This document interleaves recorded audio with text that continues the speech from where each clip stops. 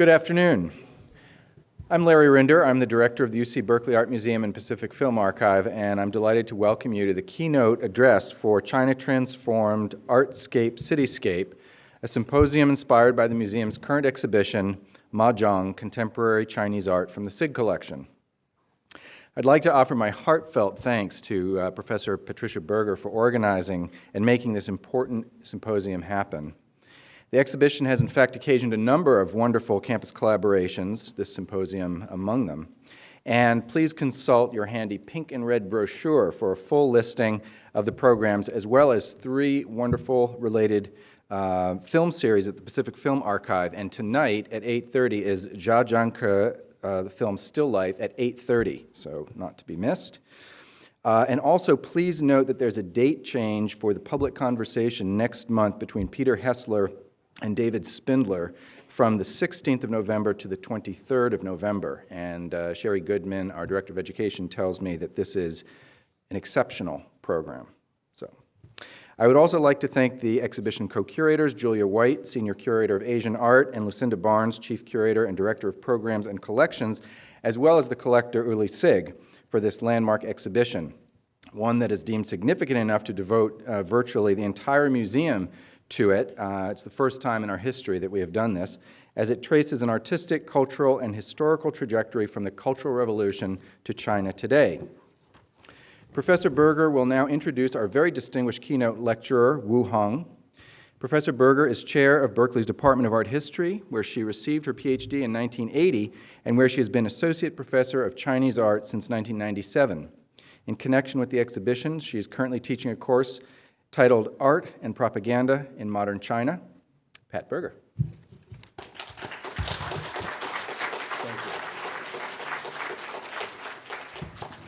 Thank you so much, Larry. Everyone here at Berkeley with an interest in contemporary China and its explosive presence in the global art world was immensely excited to hear that BAM would be hosting Uli Sig's collection in this very glittering Mahjong exhibition. This unprecedented event has provoked, as Larry was saying, a series of conversations and discussions by artists, filmmakers, and scholars here at BAMFA.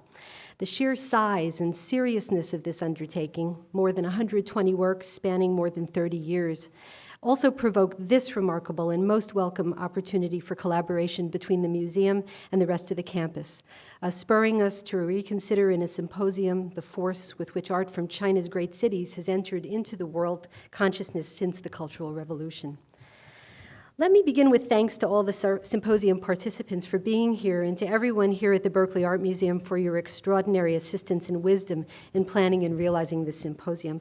I'd specifically like to express deep gratitude to my very dear friends, BAM's Senior Asian Curator Julia White, Chief Curator Lucinda Barnes, Education and Academic Relations Director Sherry Goodman, and Academic Liaison Lynn Kimura, all of whom have given time, effort, and thought to the whole process and who've managed to save the day whenever things look darkest. Thank you so much.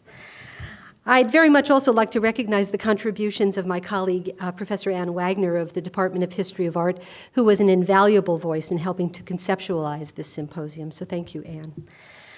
Many others helped in a myriad of ways, among them Mary Kate Murphy, who designed our wonderful poster and program, facilities manager Dennis Love, who's made sure that the museum doors remain open for us, and staff from Educational Technology Services who've made it possible for us to see and hear over the next couple of hours. Of course, this conference would have been impossible without the constant and benign supervision of Caverly Carey of the Institute of East Asian Studies, who really carried the burden of responsibility in arranging all the details of budget and planning while remaining saint-like in her composure throughout. I seem to have lost an entire page of my presentation here. Oh, here it is. Excuse me. At least I managed the saint-like composure. I'd like also to thank William Ma and other students who are working so efficiently to smooth the process and who will be carrying the microphone around after this lecture to take questions. Finally, we're all extremely grateful for funding and moral support from the Department of the History of Art, the Institute of East Asian Studies, the Center for Chinese Studies, the Department of East Asian Languages and Cultures, and Janet Broughton, Dean of Arts and Humanities. Thank you all so much.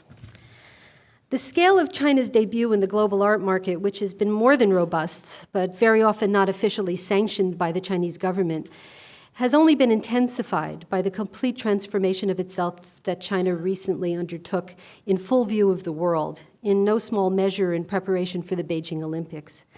At the center of the spotlight, Beijing has been totally reimagined, given a fresh, if illusory, center with a new Olympic park, largely designed by non-Chinese star architects and rivaling the imperial Forbidden City on whose axis it sits.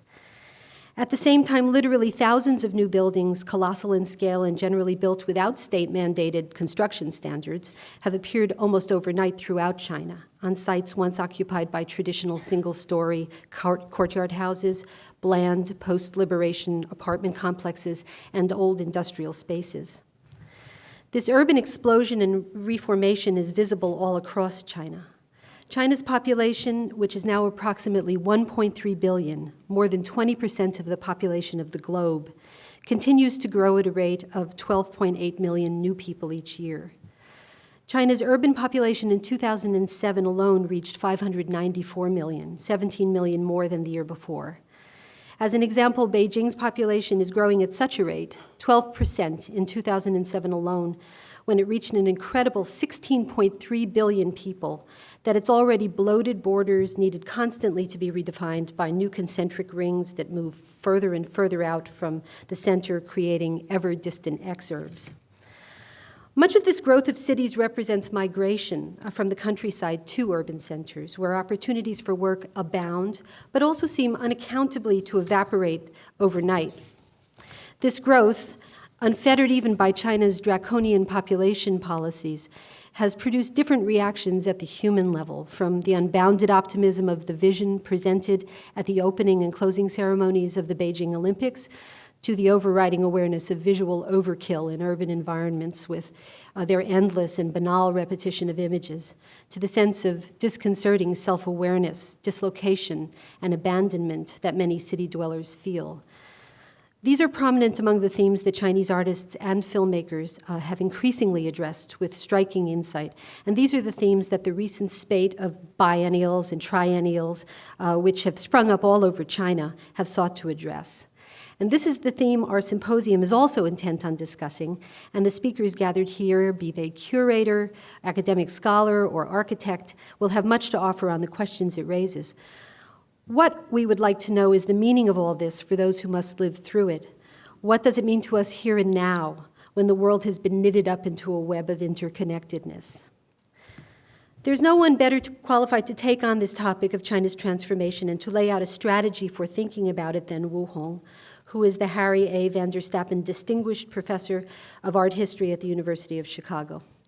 Hou Hanru has taught with great distinction for a decade and a half at Chicago, where he also serves as consulting curator at the university's Smart Museum and was the founder and first director of the Center there for the Art of East Asia.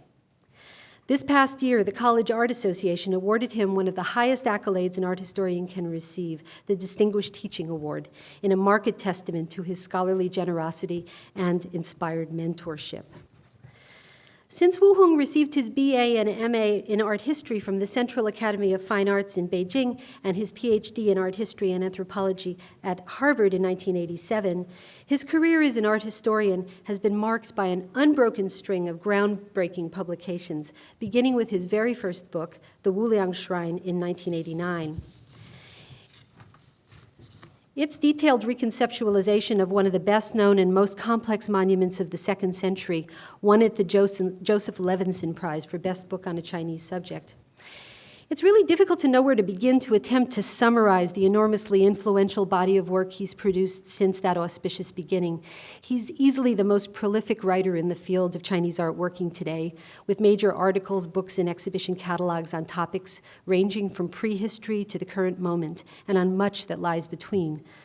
These studies have included his Monumentality in Ancient Chinese Art and Archaeology of 1995, in which he explored the ways objects and sites can often wordlessly carry cultural memory, and The Double Screen of 1996, which takes the pictorial device of doubling as a starting point for rethinking, a really interesting rethinking of classical painting, inscriptions on painting, and paintings as outlets for politicized expression. Wu Hong's work on modern and contemporary art is deeply informed by his exceptional command of several millennia of history and visual culture in China. But he's not simply commented on the outpouring of art from contemporary China, a phenomenon that precisely captures art historians' notions of the term global. He, like our other symposium speakers, has literally been part of it. As early as the mid-'80s, he organized a series of exhibitions on contemporary art at Adams House at Harvard University, which featured the American debuts of some of China's most interesting post-cultural revolution artists. And since that time, without for a minute giving up his active writing and thinking about China's ancient past, he's published dozens of books, catalogs, and articles on contemporary Chinese art and visual culture. In 1999 and 2000, for example, he curated and wrote the catalog for the exhibition Transience, Chinese Experimental Art at the End of the 20th Century, and Canceled, Exhibiting Experimental Art in China. He was the chief curator for the first Guangzhou Triennial, entitled Reinterpretation, a Decade of Experimental Art in China.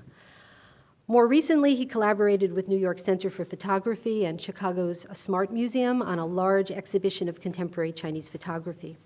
His publications in the last few years include many other important studies of contemporary art, as well as his extremely moving history as memoir, Remaking Beijing, Tiananmen Square, and the Creation of Political Space. Believe me, there's a great deal more that time doesn't permit me to mention. Suffice it to say, we're in for a fascinating hour as he takes on today's subject, contemporary Chinese art and China's urban transformation. Let's all give him a very warm welcome.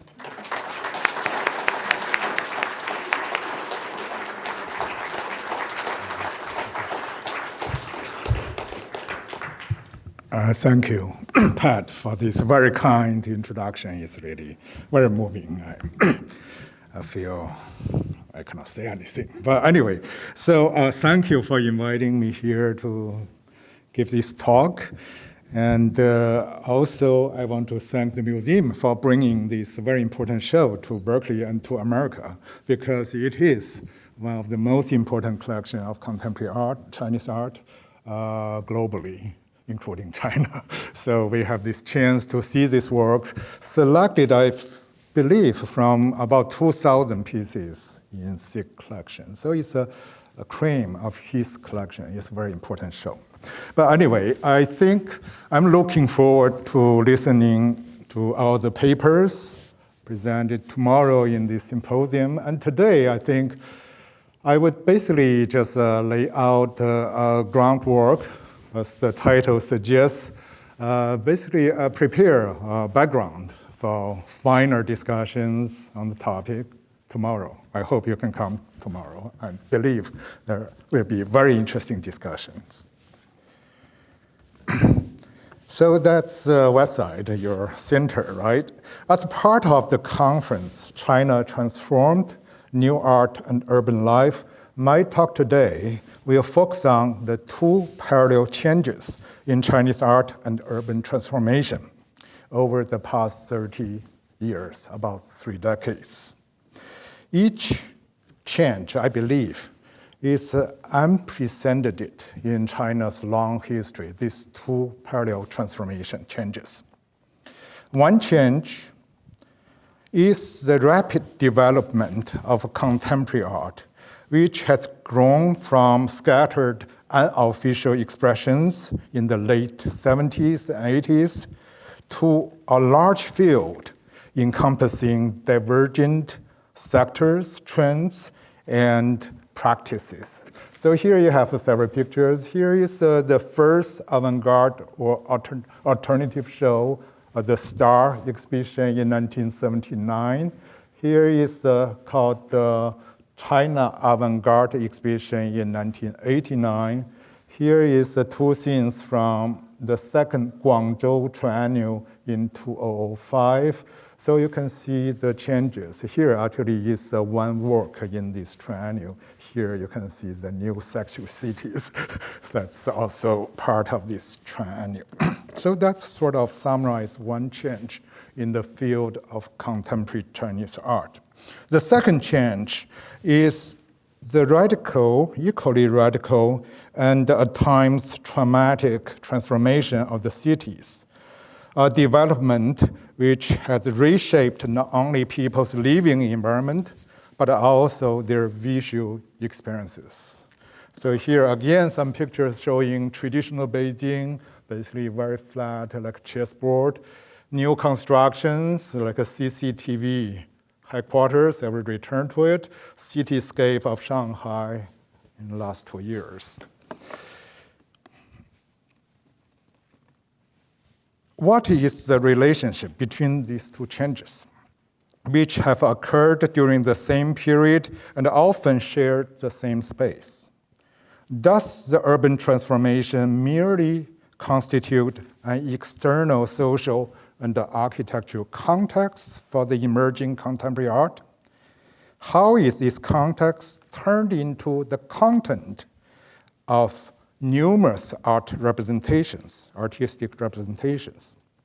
In other words, how does contemporary art negotiate the actual city and the artist's experience of the city, which necessarily entails subjective response to the city and the visual rhetoric? So what I want to do is really try to think about the city on the one hand, and the art on the other hand. Is not just like a context and some product, and try to think about their actual relationship and the role of the artist in these mutual responses. Taking this image featured in this conference website as an example, it belongs to a large group of 14 photographs created by the artist Wang Fen between 2001 and 2002 in the southern cities of Shenzhen and Haikou, each a successful example of the specific special economic zones created by Deng Xiaoping in the 80s. So there was a social context for this picture. Basically, picture shows a particular region in China, which is called the special economic zone, developed in the 80s. In the picture, as you can see, a new city emerges at the horizon as a startling futuristic vision, both beyond and within one's reach. The viewer is situated on this side of an old wall, so we are on this side of the wall. The temporality of the wall is indicated by its dated architectural details and the smears and the scratches on it. So it's an old wall, you can see there, scratches all over. The girl has just climbed onto the wall from this side. That's important because we see her back is here. It's from this side, not from the other side. She is still attached to the wall, but is mesmerized by the mirage-like new cityscape in the distance. This composition is repeated 14 times in Wang Fen's works. So here are only 12 because I don't have space to put the two more. So as both the cityscape and the figures in these pictures remain anonymous, their spatial and the temporal juxtaposition become the real subject of representation. I feel that's important. So what is the point of these pictures? Not exactly the city, not exactly the person. We don't know who's the person. We don't know which city they represent. It's really their relationship. This kind of spatial and the temporal juxtaposition become the real subject of representation. Departing from the tradition of documentary photography, these images tell us more about the artist's attitude toward the city than the city itself. In this case, a mixture of attraction, veneration, alienation, and hesitation. So what is the attitude represented by this girl on the wall? It's both attraction, but also some kind of fear, hesitation, is in this liminal zone. In this way, this example points to the direction of my talk today. My interest lies in identifying several visual and perceptual modes of architectural images in contemporary Chinese art, and also relating these modes to the experiences of the artists in the changing material landscape of the city. So that's two things I want to do. First is to identify these visual or perceptual modes. And secondly, to connect these modes to the artist's experience, because they live in the city. They are part of the city. They are not outside observers. So again, I want to just provide a very sweeping kind of general mapping and introduction, basically cover about 20 to 25 years. The first visual mode I want to discuss are the ruins, resulting from large-scale demolition of traditional houses. So before the construction, there must have been destruction in a city like Beijing. This picture by Reynaud shows Beijing in 1996. The scene is quiet but terrifying.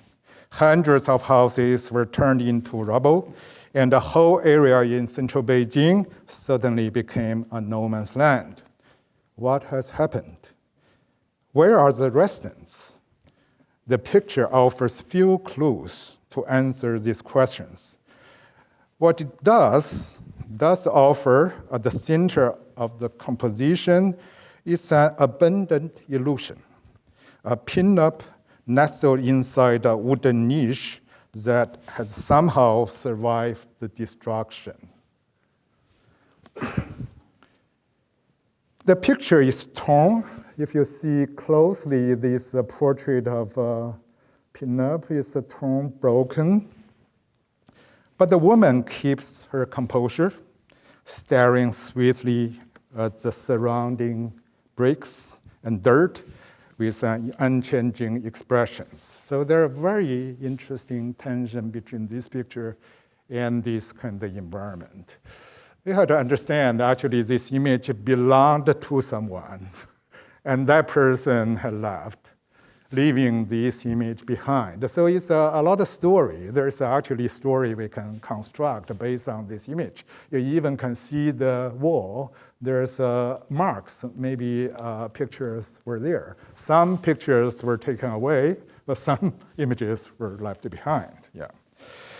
Before analyzing these and other related images from this period, that's around the mid and late 90s, it is necessary to know their context. Before the mid-1990s, Beijing had undergone a profound identity transformation. From a socialist industrial center, as Mao had envisioned, into the country's political, educational, and cultural center, and a window to outside. So in the 80s, basically, Beijing underwent this kind of conceptual transformation. So that's buildings built outside Beijing in 1950s, representing the huge factory, basically Mao's vision of Beijing, many chimneys. That's kind of symbol of new China. And that's 1980s, Asian Games. This really, you get a new face, a big panda, 20 meters high. So welcome, everybody. This imperative, basically this transformation in official kinds of image or imagination of Beijing triggered a series of replanning in the 80s. But the city's physical transformation reached the level of a visual spectacle only during the 90s. That's very interesting because they try to pinpoint the point when were like a contemporary art and the city begin to be connected. So the 90s actually was very, very important. So in the 90s, when Beijing was turned into an oversized demolition and the construction site, old houses were coming down every day to make rooms for new buildings. Here are basically pictures of Beijing Hutong, the little lane. So during the 90s, you can see, hard to see, this kind of marks everywhere. I think is around here. This kind of circle with a Chinese character in it called the chai, means to be demolished, to be demolished. You see this kind of signs everywhere in the 90s. So old houses were coming down every day to make rooms for new buildings, often glittering high-rises in international styles. So on the one hand, we have this kind of marks. On the other hand, you begin to see this kind of cityscape begin to emerge. Thousands and thousands of people were relocated from the inner city to the outskirts by official decree. Although complaints and disputes abounded, large-scale protest seems absent. One reason was the lack of consensus. To some residents, relocation meant a forced departure from old homes. To others, it promised a larger apartment, albeit in a remote area. In theory, demolition and relocation are conditions for the capital's modernization. In actuality, these conditions have brought about a growing alienation between the city and its residents. They no longer belong to one another. This situation is both the context and content of Rongrong's photograph.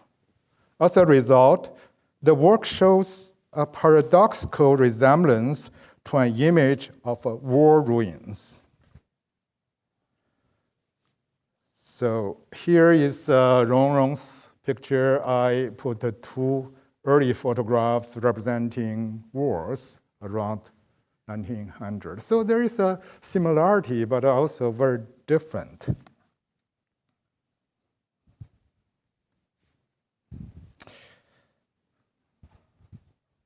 On the one hand, this new photograph, this contemporary photograph, registered destruction and displacement. On the other, it conveys little feeling of a calamity or tragedy. I don't know, that's my reading. You may have a different reading. I feel this one is really sort of, there's a contradiction. On the one hand, of course, there's a destruction and implies tragedy, but the picture itself conveys little feeling of calamity or tragedy. A dispassionate viewer might even claim that the scene is actually quite peaceful. The sun is bright, a man strolls at ease among the ruins, and the pinup continues to smile at us. This person here walking around. It's a beautiful day, actually, very quiet. These kinds of representation, which I call the demolition images, thus differs from war ruins, which I have termed ashes.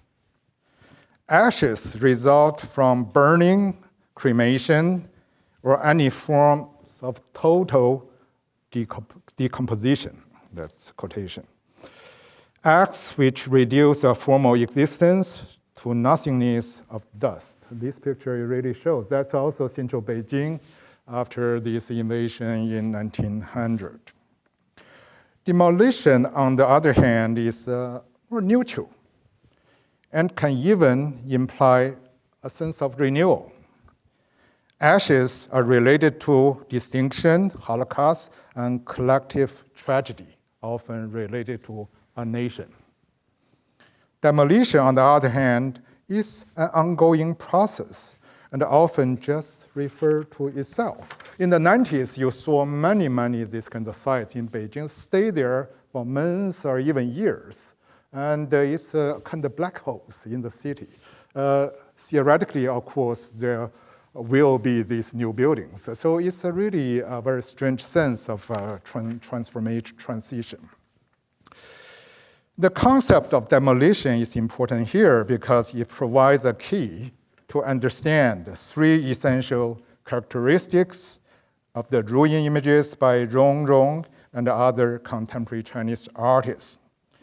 The first characteristic is the lack of an apparent political or ideological agenda. You ask them, actually they say, no, I don't have a particular agenda. I did this, I asked many people. But they did feel kind of attraction. So that's the first one, the lack of an apparent political or ideological agenda. The second is the absence or disappearance of the human subject. You don't find human subject in these pictures. And the third is a skewed temporality and spatiality in these pictures. Well, the very act of representing architecture ruins testifies to the artist's fascination with torn and broken forms and their attraction to shock and wound. It is by no means clear what is actually wounded besides the buildings themselves. The absence of the human subject is already implied in my earlier question about Rong's picture. Where are the residents? They may be in a bigger apartments, you know. But they are not answered by these pictures. This same sense of absence becomes the central theme of quite a few works. Here is Zhan Wang's series of tortured figures. And these figures are actually empty shells without real body to feel pain. So these are empty shells, like mouse suits. He made in these kinds of contorted human bodies. It seems someone is experiencing this torture or pain, but actually it's hollowed. There's no body. It's a kind of gesture. It's just gesture. Sometimes he displayed these figures in a half-demolished building and took photographs. The pictures recall wartime ruins, but the resemblance is deliberately superficial because the figures are fake mannequins, and even the ruin appears as a stage set under artificial light. The missing subject is frequently identified as the artist himself or herself.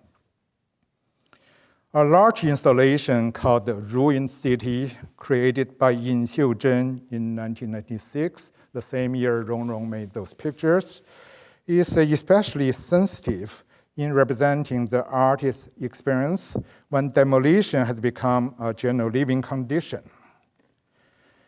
In making this work, she filled a 300 square meter exhibition hall with a collection of fragments gathered from various parts of Beijing. These include found objects, used furniture, and 1,400 roof tiles from demolished houses, as well as items from her own family. A set of 4 chairs in the installation was among the first family possessions she accumulated after her marriage. Those actually she bought for herself, her family.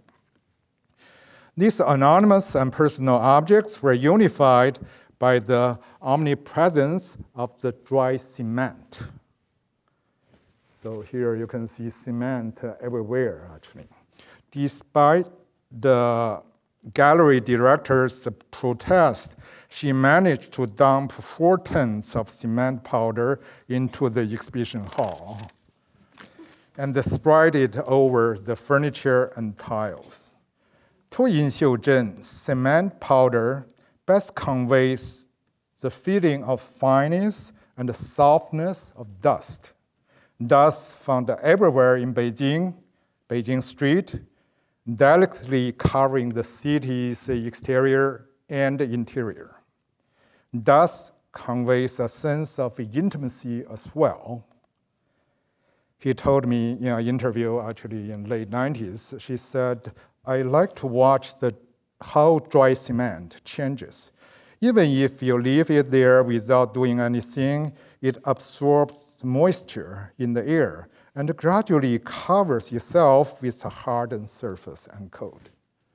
So for her, I feel those statements is very moving because she fully internalized this condition. It's not just dust ever I hate it, but somehow become part of her life and her feeling towards the city. So her ruined city is therefore also her intimate personal world. Yin Xiuzhen then spent next 2 years, from 1997 to 1998, to collect what she called, I quote, traces of a vanishing present along the construction sites of Peace Avenue or Ping'an Dajie in central Beijing, and to use the collection to make different installations. The construction of this avenue was an enormous architectural undertaking, jointly funded by the Chinese government and the private investors with a budget of 350 million American dollars. That was in 1990s, it was pretty high.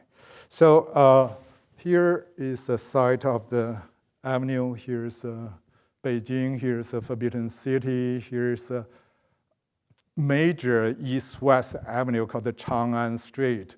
Then the Ping'an Avenue, you can see, is here. It's a new avenue created in late 1990s. So envisioned as the second largest east-west road across central Beijing, the avenue took up a broad strip of land in the most populated section of an overcrowded city. So here are some pictures. Basically, there's a painting about sort of this kind of old Beijing street. You have all the shops, basically very crowded with people. And here is basically demolition of old houses for creating this avenue. That's the scene of Ping'an Avenue, or in Peace Avenue when it was first created. So the relocation phase of the project was swiftly completed, and within several months, the site was emptied and the old houses destroyed. I haven't been able to find how many households or families were relocated. They seem to have just suddenly disappeared. Their streets and lanes simply vanished from the city's map. That's also, for me, was a revelation. You have names of streets just disappeared from the map. So when Yin Xiuzhen tried to collect the so-called traces, what she collected included two kinds of traces.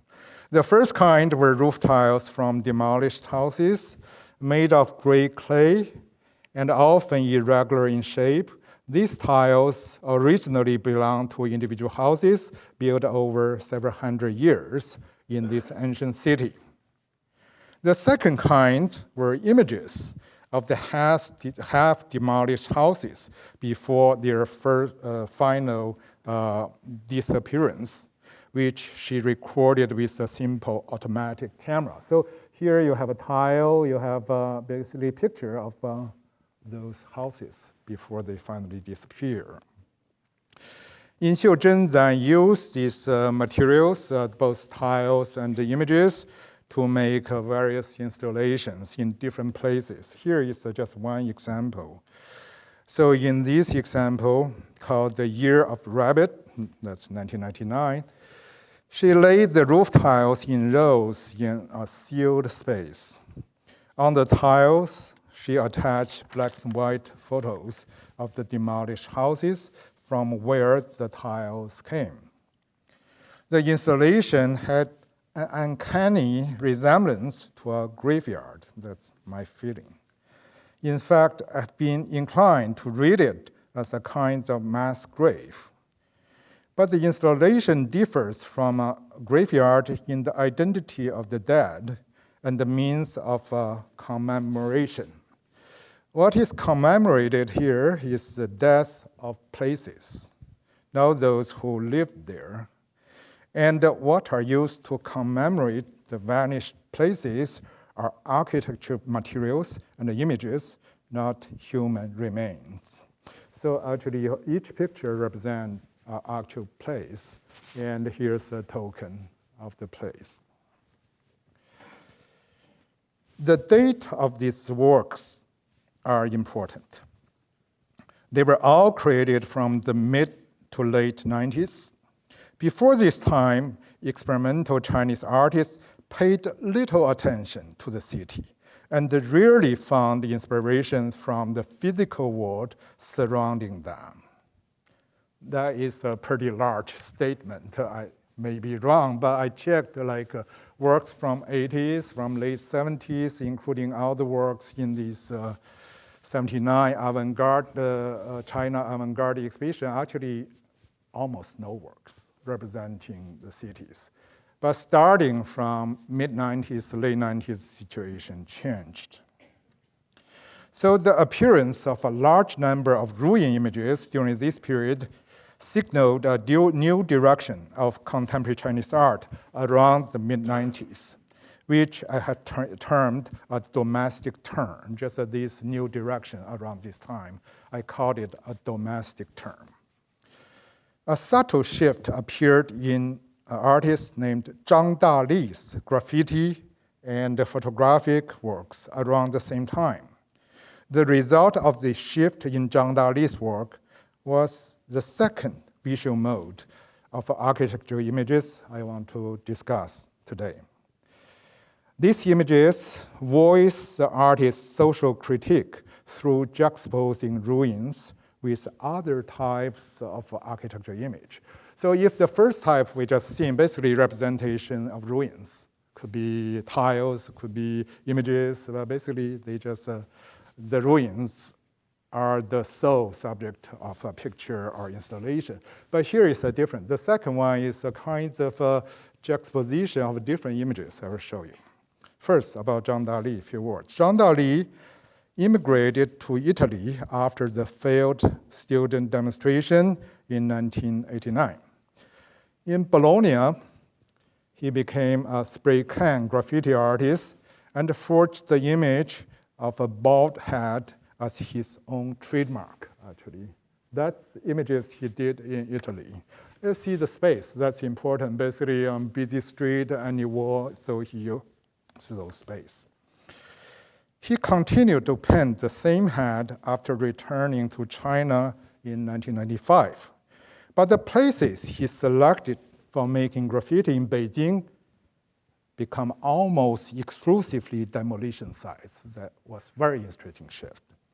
Equally important, he invented a new style of graffiti by making his self-image a gaping hole on an already half-destroyed wall. So that's another change. It's not just a spray can, actually the physical destruction of the wall. And there is a third change, very interesting. He also began to pay increasing attention to photography. So not just graffiti, but he created graffiti for photography. So the photographs often contrast demolition sites with other architecture forms, forming visual dialogues between different urban spaces. By 1998, he had sprayed more than 2,000 such images all over Beijing. These images eventually became the focus of public controversy and were widely discussed in Beijing's newspapers and magazines. I think that's actually was a very important moment. I hope some graduate students can write about it. It's very interesting because for the first time, ordinary people discussed what is public art. Here is this image they had on the street art or not? So it's in this kind of newspaper. Then the journalists, the reporters interview different people from old lady to policemen to foreign students to intellectuals and get different answers. So it was a very interesting moment. So in 1998, 99. It was only then that Zhang Daly revealed his identity as the creator of these images. In one interview, he explained his art. He said, I quote, "This head is a condensation of my own likeness as an individual. It represents me to communicate with the city. I want to know everything about the city, its state of being, its transformation, its structure. I call this project dialogue." So the essence is really a dialogue with the city. One strategy Zhang Daly employed to conduct such dialogue is to juxtapose half-demolished old houses with preserved ancient monuments. Their sharply contrasting images allude to two different attitudes towards tradition. In this photograph, for example, Zhang Daly has sprayed the bald head and hollowed it out. The rough opening on the wall is analogous to a fresh wound. So he created this new hole on this wall, almost like a new wound opening up. Through this opening space, we see in the distance a glorious, beautiful image, the golden roof of the Forbidden City. So here is, I feel, it's really the contrast means different attitude towards tradition. Here is an imperial past. It is being preserved. Here is a kind of vernacular past. It's being demolished. I feel it's a pretty straightforward kind of message. Another strategy of his is to juxtapose his graffiti on a traditional house against symbol of authority. So again, we have two buildings here, again, half demolished traditional houses. And here is a traditional building, but it's not old. It is a National Gallery, art gallery. So the headquarters of official art. So here he really defines two spaces. One is outside alternative space for contemporary art, and here is official art, this kind of contrast. In most cases, however, Zhang Daly uses his graffiti to contrast destruction and construction. So there are many, many images. So basically we have Shanghai, we have other, basically this kind of contrast. Here is one earlier example. In this picture he did in 1998, in the foreground, standing amidst scattered garbage are some broken walls as the remnants of demolished traditional house, on which Zhang Daly has sprayed a row of his heads. Two huge modern buildings rise behind this wasteland, still surrounded by scaffolding. One of them already advertised itself as a future prime tower and offers the telephone number of his sales department. That's here. By inscribing his own images on the demolished traditional houses, Zhang Daly defines a social space around which he forms his self-identity as an individual artist opposed to globalization and commercialization. So basically, he identified himself with this space, not the other space, right? On the other hand, his self-image on ruined walls also problematized his position and this identity, because this image is meant to be destroyed with the walls, not to be expanded into a new territory. So is he future-oriented or is he totally nostalgic? So that's the positioning of his self-images. He really questioned his position as an avant-garde or experimental artist here. So it's find it interesting. He wrote, I quote again, I found a very moving image because it shows his real experience. He said, walking along inside a destroyed house, I hear tiles breaking under my feet. The sound seems to come from inside of me. I'm part of this vanishing scene. So there is no desire to cross this wasteland. Instead, he views himself from a future past tense perspective as a memory in the making. So in the same interview, he continues after stating this breaking sound, tile sound from his own body. He said, with the development of Beijing, my graffiti images will eventually disappear on their own. But they will leave a trace of memory, a dialogue between an artist and the city. So he's thinking about the future. Okay, all this graffiti is gone, but people remember, someone back in 1990s did these crazy things and painted things on the wall. So while he was creating, seems like a memory. He was creating memory for a future point rather than do something for the present. That's the second mode I want to talk. There's a different mode, including the first picture I showed, this kind of juxtaposition. There's still many examples, but they form a kind of dialogue, I feel. It's a particular visual and perceptual mode. Now I move to the third group. Not all contemporary Chinese artists in the mid and late 90s shared such a nostalgic view towards a vanishing present, however. In fact, it is important to realize that the ruin sentiment was most strongly felt in works created in Beijing. Some leading experimental artists in the South were instead attracted by the image and the vitality of the new city and its construction. The reason is probably pretty simple. In a place like Shenzhen or Haikou in the southern new economic zones, an entire city of skyscrapers had emerged from the rice fields during the 80s and 90s. But it would take a much longer and painful struggle for a densely populated traditional city like Beijing to reemerge as a stirring modern metropolis from the ruins of destruction. So Chinese cities had different timings. So in the 80s, 90s, Beijing experienced this massive destruction, but in the southern city, Shenzhen was a fishing village.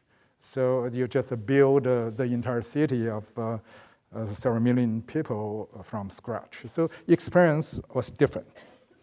This experience explains why artists like Lin Yilin and Liang Juhui, two members of Guangzhou's experimental group called the Big-Tailed Elephant, embraced the excitement of urban transformation as early as 1995 and 1996.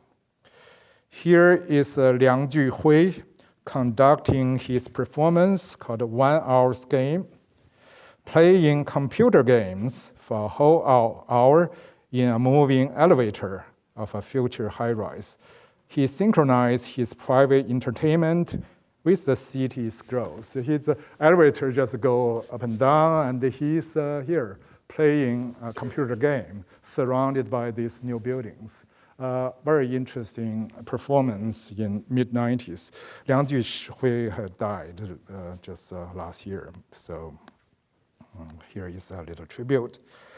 Lin Yilin's 1995 performance, Safely Crossing Linhe Road, which he conducted on one of the busy streets in Guangzhou, delivered a more nuanced message. This work actually is included in this show, I believe. It's a video presentation of this performance. He first built a freestanding brick wall on one side of the street and then took away bricks one by one from the wall to build a second wall next to the first. So first build one here, then move brick here, then build one here, and so on and so forth. So move this wall from one side of the street to the other side, like a movement of this wall. So while simulating simultaneous construction and destruction, his performance also interrupted Guangzhou's traffic. So the car had to stop before him, therefore became part of the city's organic movement. So that's very interesting performance because he's doing two things: take part as a destruction, build construction, and also implies the whole movement. In 1995, a very early example, this kind of work. Lin Yilin's and Liang Juhui's effort to internalize urban construction has been continued by a younger generation of artists, such as Cao Fei, whom I will introduce later in this talk. Such efforts indicate one particular direction in the third and last group of works I want to discuss, which can be generally considered representations of the new city and construction. So this group is quite different from the first two groups. Here is really artists embrace this new city with complexity. It's not just positive, but there's a different views. I'll show you examples. This is a large group and much more diverse in form and content than the two ruin-based visual modes.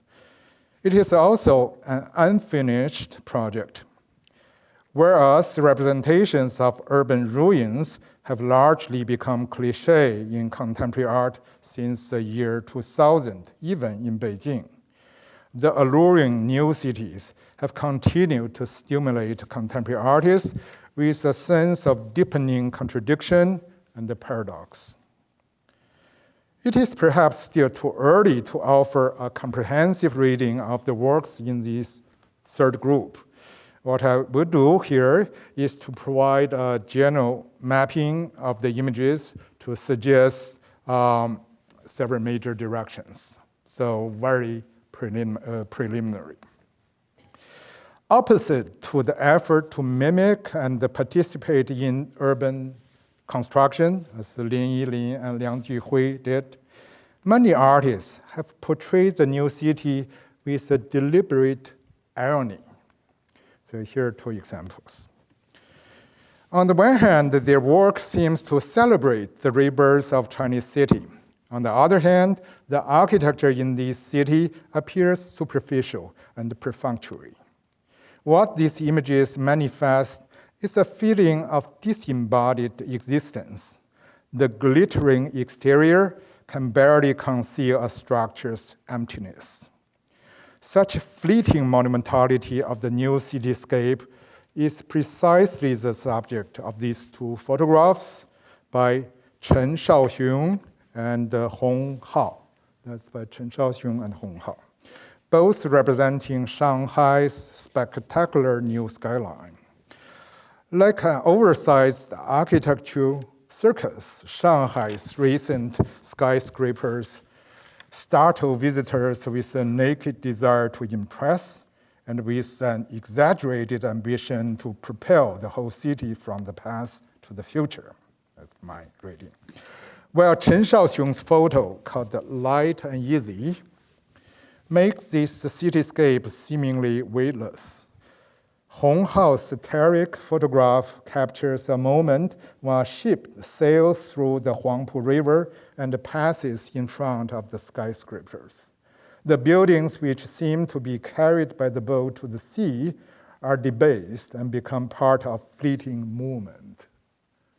Everything seems carried by this boat.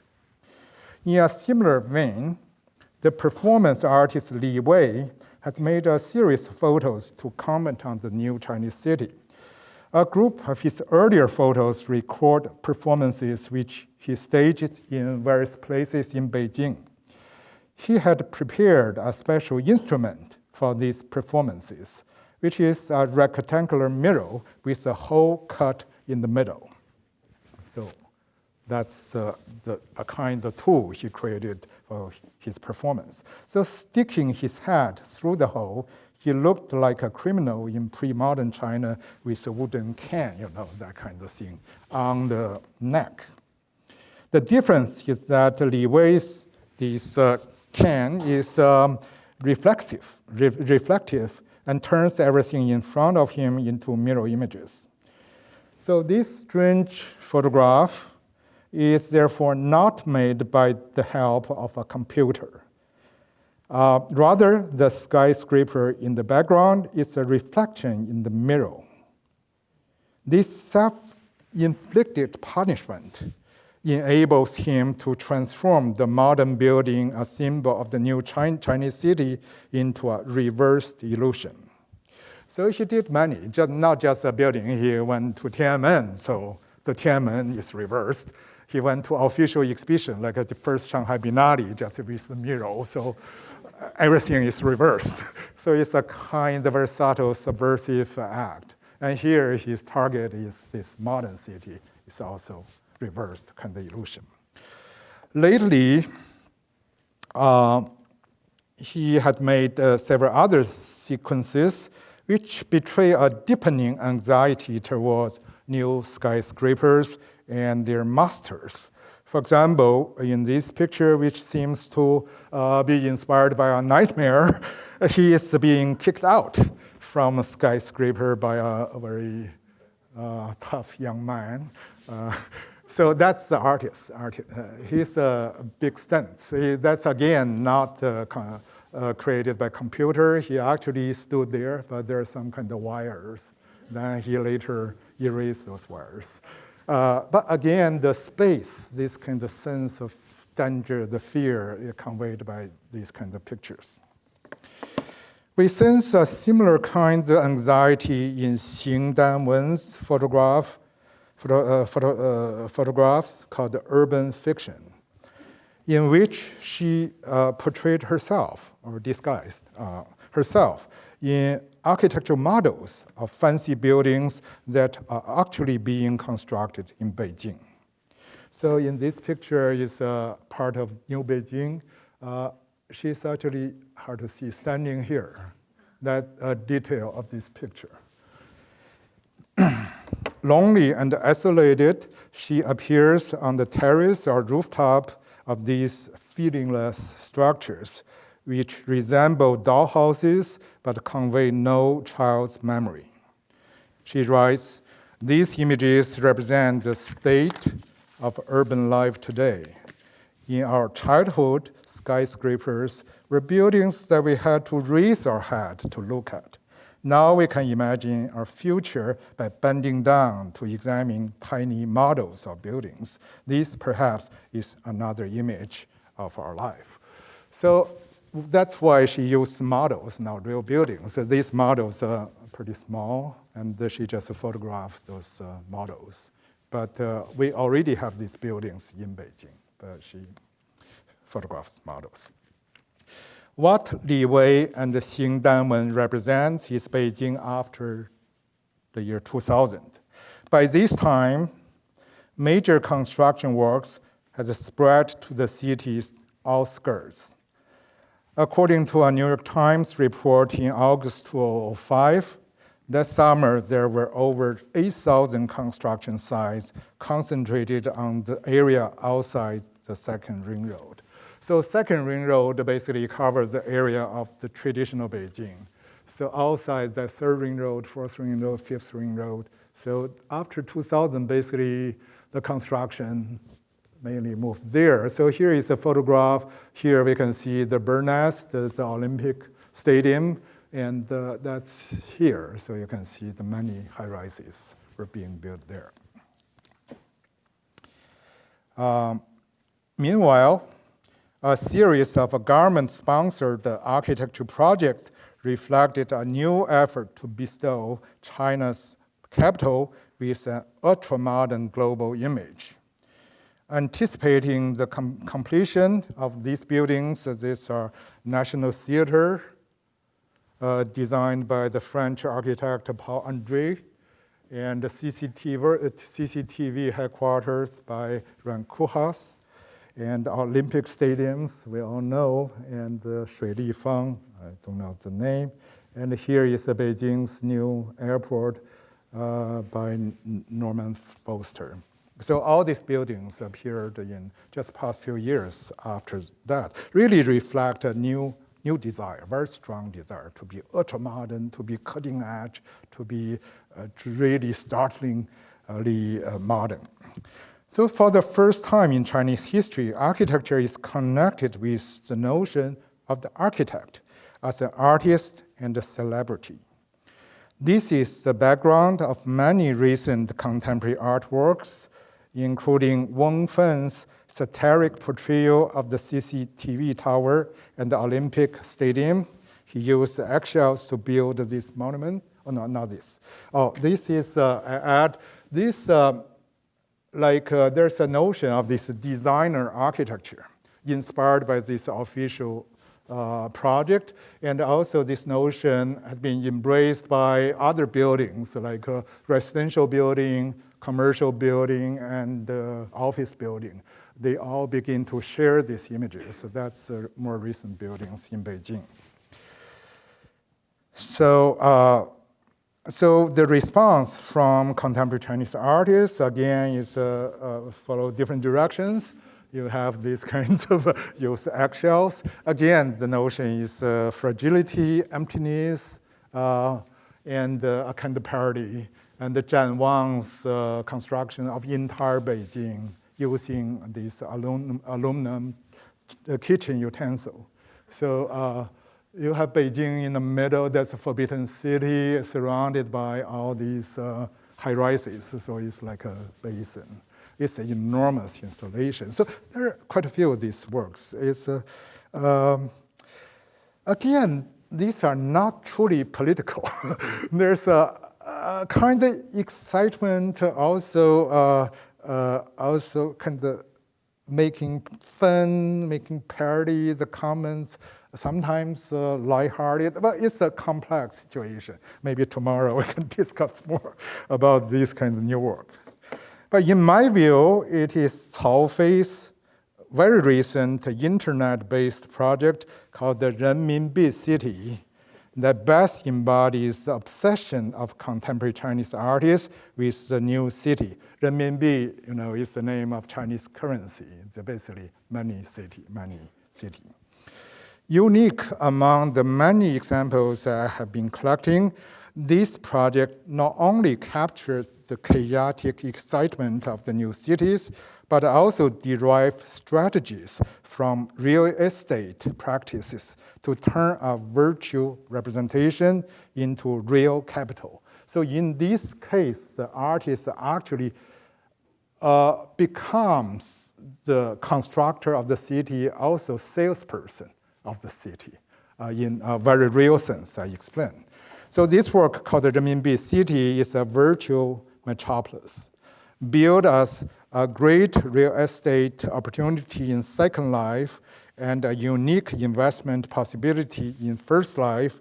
Its properties include iconic Chinese buildings such as Tiananmen and the Olympic Stadium. Actually, you can find the Bird Nest here, Tiananmen's here, the Ranku House buildings here, but basically all these things are properties of this fictional city. According to the artist Cao Fei, this work aims to provide a communicative platform for international art institutions, collectors, and artists. When a public institution or a private collector leases a building in this virtual city, he gains 2 years access to the space and the curatorial advice. So currently, there are 10 buildings in the city for sale. Their prices ranging from 80,000 American dollars to 20,000, 80,000 to 200,000. The variations in price do not correspond to the sizes of the buildings, but to the aura or fame of their real-world equivalents. So probably Tiananmen is more expensive, or Bird Nest is expensive. We better find out. It could be interesting. Which one is most expensive? After opening a sales office at the Art Basel Miami Art Fair last year, so here is a poster for that event, Art Basel Fair. So she first opened this sales department there, and then she transformed a New York gallery into another sales department. Also show photographs of the city and the architecture model and the promotional video in this place. So turn a gallery into basically a sales office. According to the New York Gallery, all the photographs exhibited there were sold, and all the promotional videos have been placed in major contemporary art museums such as MoMA and the Minneapolis Walker Art Center, and so on, and Pompidou. So it's pretty big. It's really embraced by the institutions. The newly established Woodlands Foundation in Beijing recently bought access to one of the buildings in the Renminbi City, and will host events there from now to 2010. Caofei Road. The project explores the creative relationship between real and virtual space, and it's a reflection of China's urban and cultural explosion, end quote. So it's still, at this stage now, it's still an idea. So the real thing, like Woodlands Foundation, will begin to stage events there in this virtual space in Second Life. So a lot of people will go there. And also Woodlands Center are staging events in Beijing, the real space. So there will be an interaction between the real events in the real space, real Chinese city, and this fictional Chinese city online for the global audience. So the situation is quite interesting. I want to follow it. Now I cannot say too much about it. It's an idea I think Caofei has. To sum up, all the examples I have shown today are closely related to the sweeping urban transformation in China since the 1990s. Instead of documenting the real transformation objectively, however, contemporary Chinese artists have made admirable effort to internalize this transformation as intrinsic features, qualities, intentions, and the visual effects of specific art projects.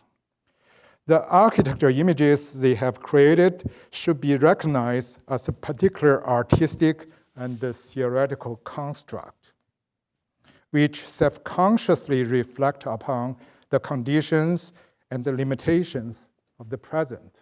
I just want to make a distinction. There are a lot of documentary images of the city, but there's a difference between that kind of work and this kind of work. The work here, we see the purpose is not to provide the actual record, but rather the artist's reaction and to this changing reality. That is the purpose. The majority of these works include artists themselves and can be read as their self-representations. I feel all these actually is their self-representations. The experiences of Chinese cities, whether as a violent destruction or exhilarating construction, are also these artists' experiences.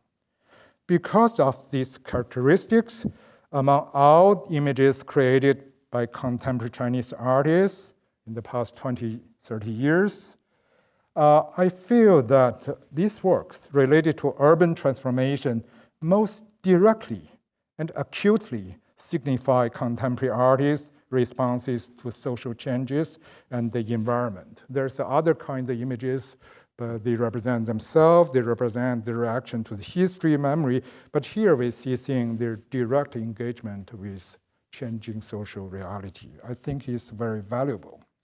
Interpretations of these images shouldn't discard a macro viewpoint because these works all respond to a common reality.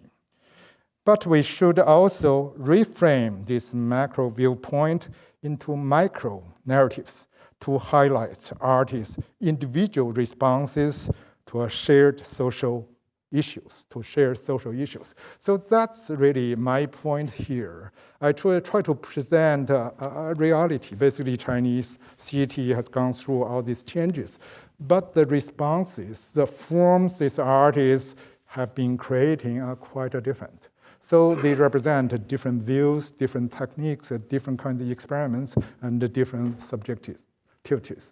Thank you very much. Thank you very much. Sure. Any comments, questions? Welcome. But it's a very big topic. Tomorrow, I'm sure there are papers. Yeah, there's a question right there. Right. Please. Sir, have you been back to China in the 20 years? How many times have you been back to China in the last 20 years? Have I been to China? How many times? How many times? Last year, probably 3-4 times. Just last year. But basically every year, year after year, since 1991. And before 1991 was not very clear if I could come back. So yes.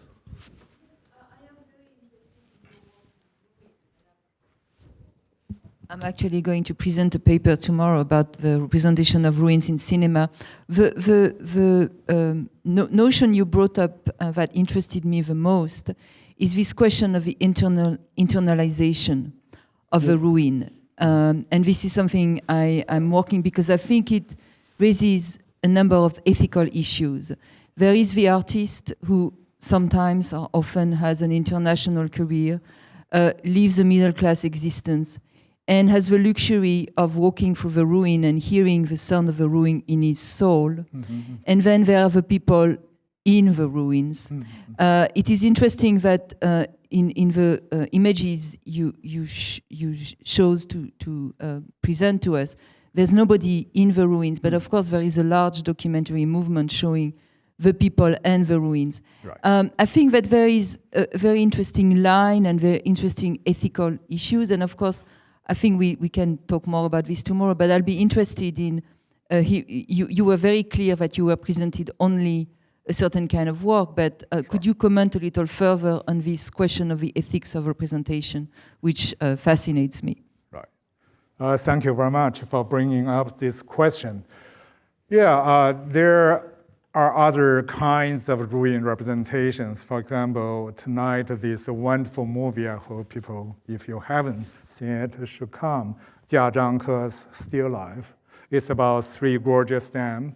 And I just actually curated the show. Still Life, because I was going to present excerpt of Still Life in my paper tomorrow. We have a technical problem. Oh. And also this is a film that is available in this country.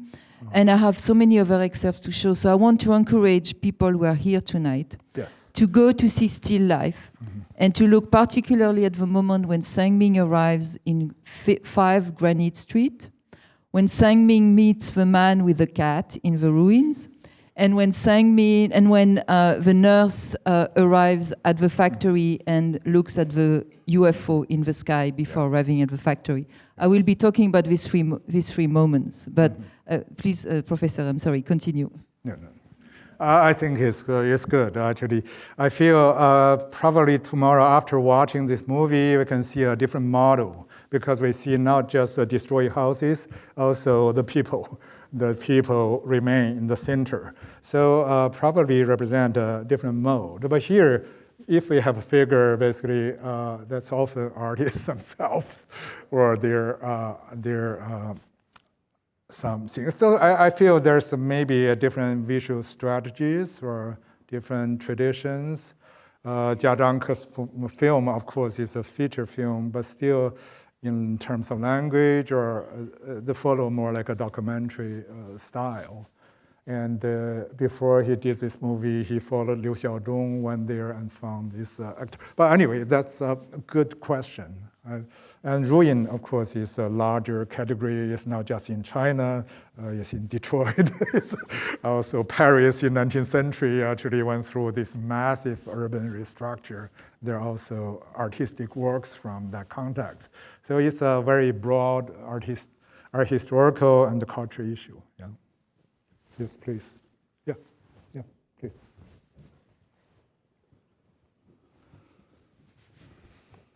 Thank you for a very rich and stimulating talk. I have 2 questions. Mm-hmm. And one is to do with something you said, I think towards the beginning of your talk about, and I think it was specifically to do with Rong's pictures, but I'm not sure, to say that these artists don't have a very clear or explicit political agenda. And I was struck when you showed Zhang Daly's photographs by one of them in which I think there's a series of 4 heads, and on the left-hand side, there's an AK-47 written, which I assume is also the artist's work.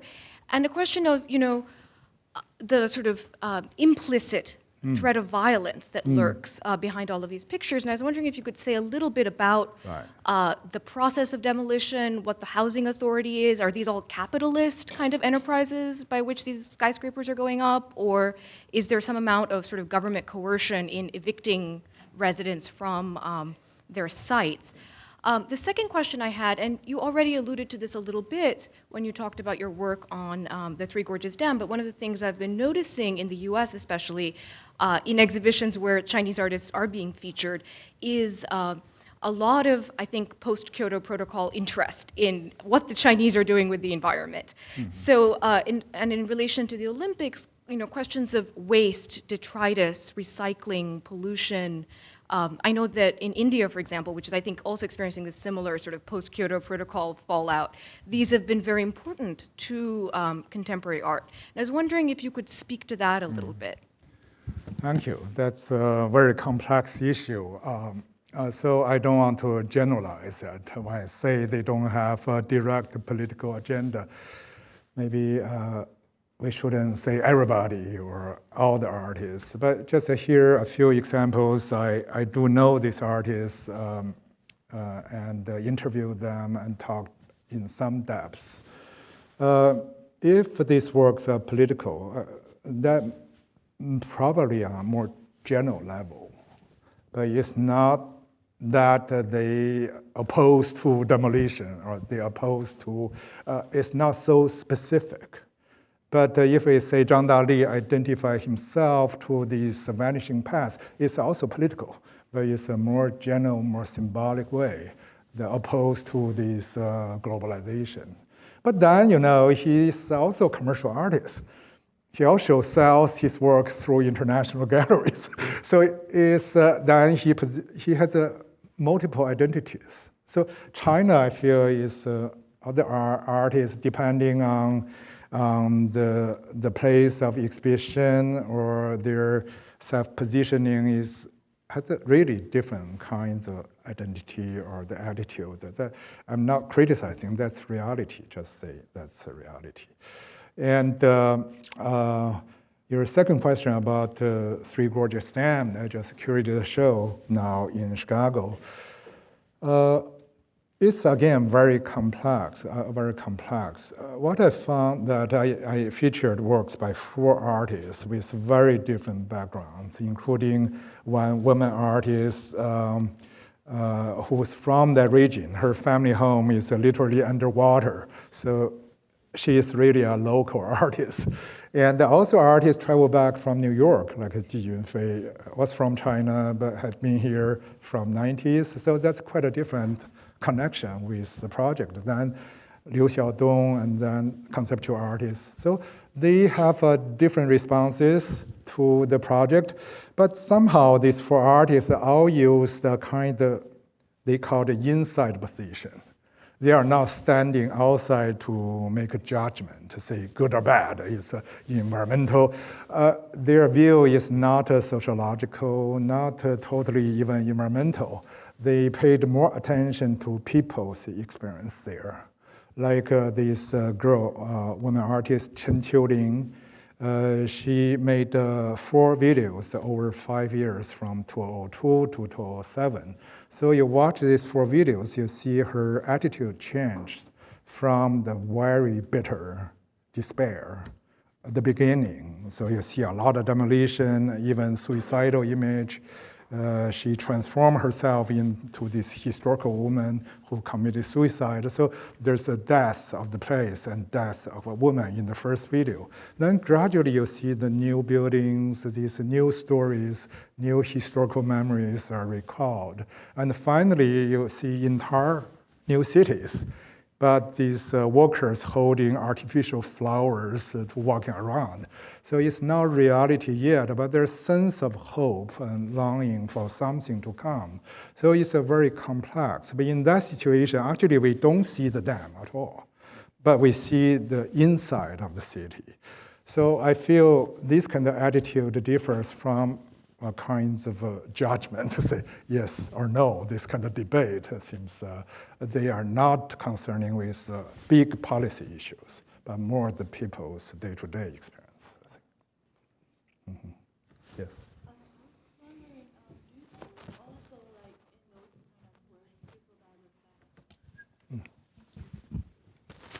I'm wondering that in the works that you were talking about the Three Gorges Dam, I'm wondering, do you think there are any political statement in their work as well? And also, do you think, because there are a lot of topic about the Three Gorges Dam right now in the United States and around the world, do you think it's kind of become, or gradually become a new like political symbol of like when people are talking about how this kind of political environment issues in China?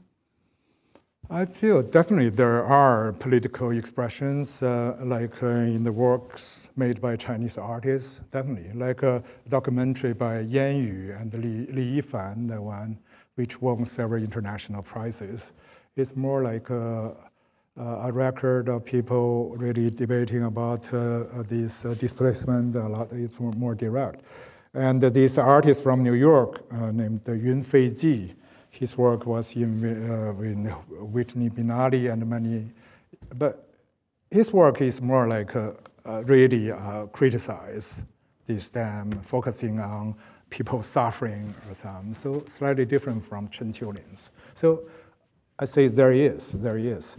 But I have read a lot of this literature on Three Gorges Dam, including a lot of professors, scholars, anthropologists, sociologists. They went there, from American universities and European institutions, interview local people. The result is by no means so clear. Actually, there's different questions. When you ask, is Three Gorges Dam good or bad? 90% people say good. And it's not forced answer. But when you ask, are you satisfied with the fee you received for allocation? Maybe 60%, so no, not enough. So, their answers, attitude shift. So I feel in this country, we have a pretty typical view. Basically, the media give a pretty straightforward view. That's one view, I say. I won't say it's right or wrong, but just one of many views. Yeah. Yeah.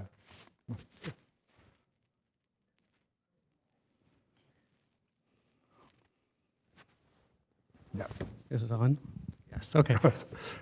Thanks for an interesting talk. I have a question actually about the formal characteristics of the art itself or the examples that you've given us. There's a great deal of diversity in terms of the way in which they're representing this urban transformation, but it seems to me, and I found this quite interesting, that a lot of these artists share a kind of modular approach to art. That is, they have certain processes that they can repeat over and over again.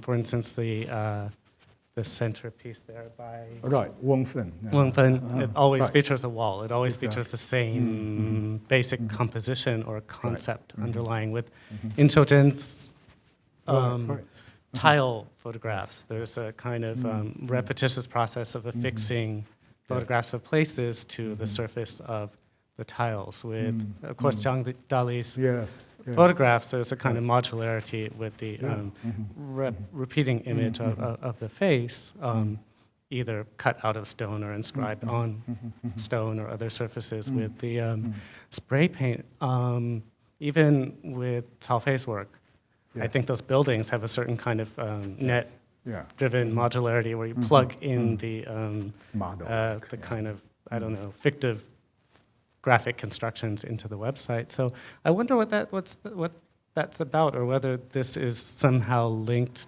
to either the kind of urban transformation that's taking place or other kind of economic transformations, and whether these processes are, as it were, patented processes that in fact become trademarks for each of these artists in their kind of interaction with the global market.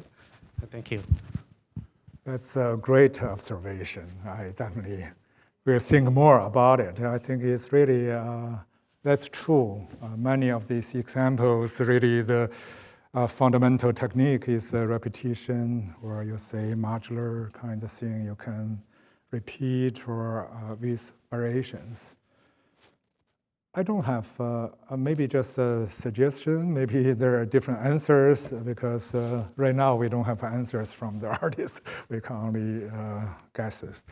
I think one thing I propose in my paper is like a Wang Fen's picture.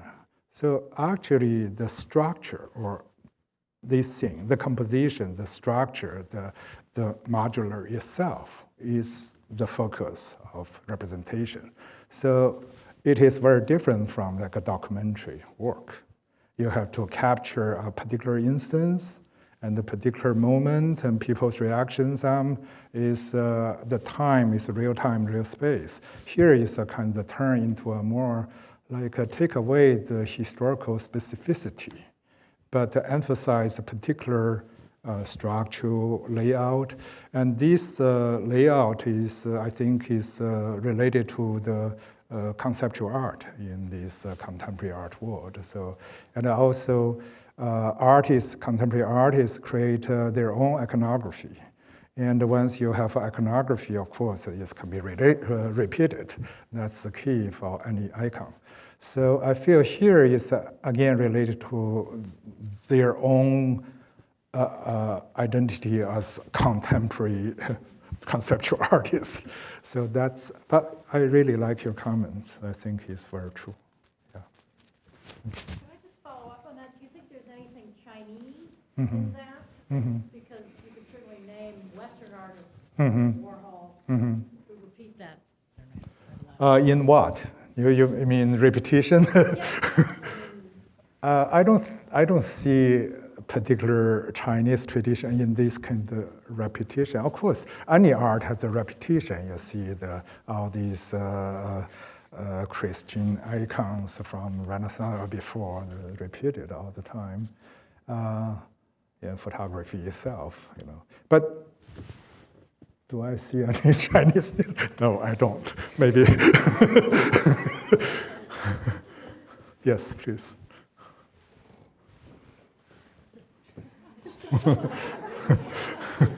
You mentioned earlier in your talk that you want to talk about the interaction between the art and the city, not simply to look at the city as the background of the art. And of course, there are some, certain forms of art are kind of interactive, but I feel, the majority of this art is still, the interaction part is still kind of weak. So I'm wondering, can we kind of bring in, say, the emergence of the, like 798, Beijing's 798, or, the establishment of art market, literally the market itself, or the industrialization of art, or, all kinds of activities, all kinds of actions of artists, or, along with the development of the artist community and the new, art market. A real kind of interaction between the art world and the real cities. I think we are talking about two different kinds of interactions. One interaction is we have the city, then artists participation, or there's commercial activities. So this in real life, their interaction. I think you are suggesting that is very important. Like now, their lifestyle in the city, they open restaurants, they open galleries, so they are businessmen. That certainly is their relationship with the city. I feel that's definitely is angle to think and talk about their relationship or interaction with city. But here I want to do is their works, not their practice or activities, but their works. I feel actually a little bit I don't really agree with you is I do see strong interaction here. But that kind of interaction is not interaction from A, B, two parties. Here's city, here's me, we have interaction. Here is more difficult, more subtle, because they are part of this city. Often they position as insider of the city. So we don't have a clear distinction between the subject of representation and the artist. Actually, they become a part of, so I said towards the end of the talk, this representation of the city also representation of themselves, like Zhang Daly, like Zheng, like many of these things. Also their autobiography. So I feel, again, here we have a difference between this kind of work and documentary cinema and photography. So documentary photography, including the recent very good work by Owning is documenting the demolition of an important part of Beijing, Dashalan. It's called 美食街, a very good one, but still accept a different view, quite different from these kind of works. Basically document the local residents and the day-to-day changes, the whole process. He called it an archive. But here it's not archive. So there's a different genre, different visual technologies, I feel, yeah. So I use this word maybe too many times, internalize, because I cannot find another word. But it's really, it's no longer external existence, but become part of your feeling. I feel Yin Xiu Zhen really captures this feeling very beautifully, very subtly. Yeah.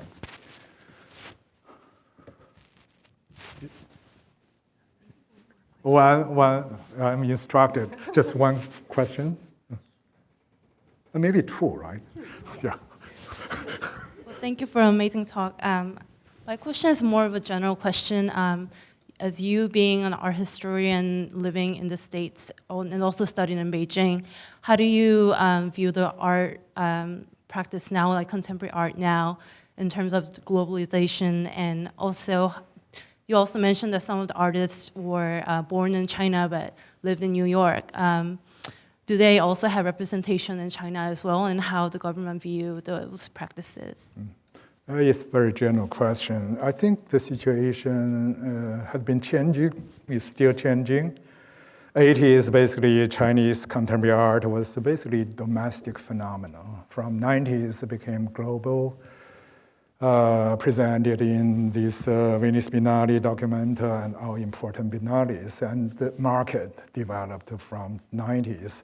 And the year 2000 was turning point, because somehow was normalized or legalized in China, because the Shanghai Biennale used this international model, but had this Biennale garment or official museum. And since that year, in the past 6-7 years, so basically garment, there's still censorship, including recently I had to show there are 2 films were censored.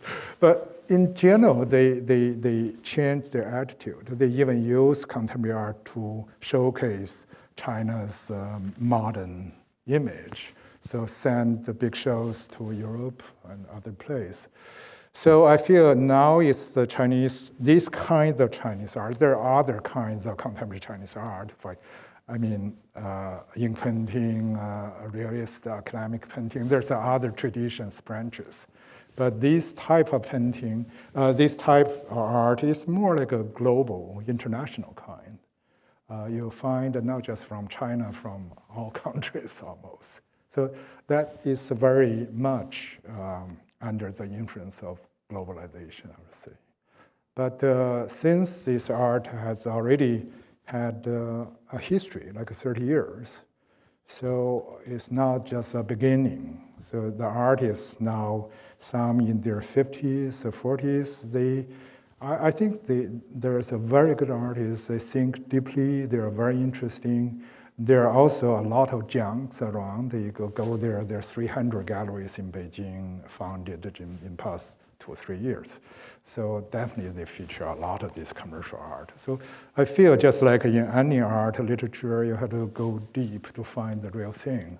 You cannot walk on the streets as that's all junk, but you have to really commit yourself to some serious studies. Yeah. The last question, please.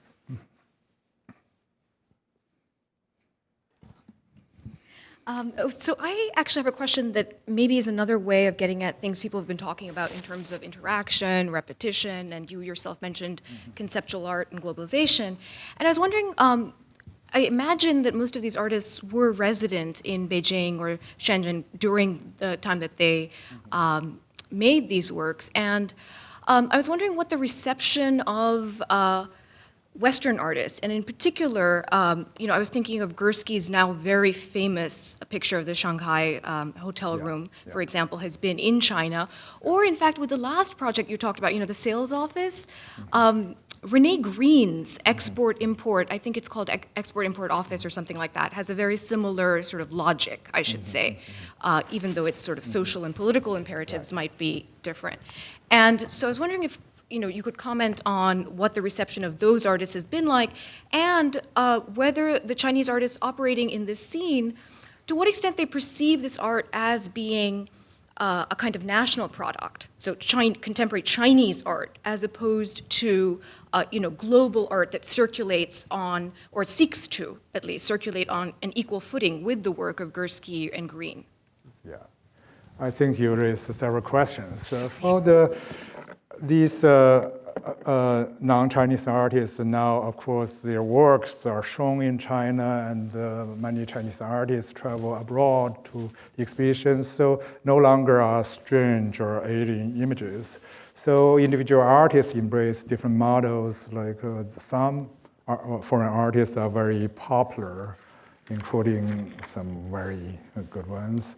Gursky, in terms of technique, that kinds of large, spectacular photographs, of course, is very influential in China, but not so much about the image. For example, he took the image of Shanghai, the inside interior of Jinmao Hotel. I feel for this kind of works, deeper than that. Yeah, so, but in terms of visual, this kind of almost theatricality of this, they immediately embrace it. But the social message, there's not so much anyway in Gursky's thing. Yeah, so I feel it's a very large question. In the 80s, they knew very little, but right now they just know a lot. So their position, just like any international artist. The last question you had is, I forgot. The identity that they seek. Yeah. Do they seek to see themselves as kind of the Chinese. I feel often you ask them, they say, I'm contemporary artist. They don't want to put a label here, I'm Chinese, whatever. And also, I think the previous question I didn't answer. Some people move to Paris, move to New York. Now they go back to China, still moving around. So, but you see their works, I feel they're a different degree, and like Zhang Daly is very clear, he really put his image right on the wall, so I feel it's almost kinds of manifesto, like I am local artist. And how strong you want to believe that, that's a different matter. But he does make that kind of a statement through the works. And in Xiuzhen, I feel maybe her this kind of very, very sensitive expression of her feeling also make me feel that she's a local artist, because she really very deep down really embrace the local space. So I feel I want to see this so-called Chinese identity, Beijing identity, or Guangzhou through works, through a particular kind of sensitivity or language or something, rather than from like just words. That's my position. And each artist is quite different. Yeah. Thank you very much, and it's a pleasure. Thank you. Thank you so much, Hou Hanru. I hope that all of you can join us upstairs to continue the conversation at a reception we're having in the upper galleries, and the lower galleries of the Mahjong show are open as well, so that you can take a look and see some of the things on view. Thanks again. Thank you. Yeah, thank you. Yeah, have some drink.